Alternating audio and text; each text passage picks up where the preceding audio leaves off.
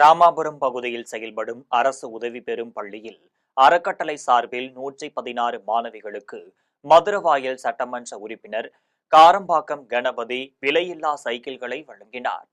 சென்னை ராமாபுரத்தில் செயல்படும் உசைனி உயர்நிலைப் பள்ளியில் நாகாசே மற்றும் மார்பு ஆகிய அறக்கட்டளையின் சார்பில் ரூபாய் 15,60,60,000 மதிப்பீட்டில் மாணவிகளுக்கு இலவச சைக்கிள் வழங்கும் நிகழ்ச்சி நடைபெற்றது. நிகழ்ச்சியில் மதுரவாயல் சட்டமன்ற உறுப்பினர் காரம்பாக்கம் கணபதி, வளசரவாக்கம் மண்டல தலைவர் நொளம்பூர் ராஜன், மாமன்ற உறுப்பினர் செல்வகுமார் ஆகியோர் பங்கேற்று 116 சைக்கிள்களை மாணவிகளுக்கு இலவசமாக வழங்கினர். மேலும் ஹெல்மெட் உள்ளிட்ட பாதுகாப்பு உபகரணங்களை வழங்கினர்.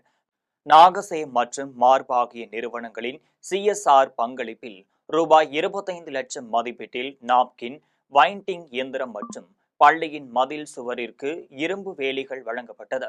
அதனைத் தொடர்ந்து பள்ளியின் காலி இடத்தில் 500 மரக்கன்றுகள் நடப்பட்டது. குடியாத்தம் நகர அதிமுக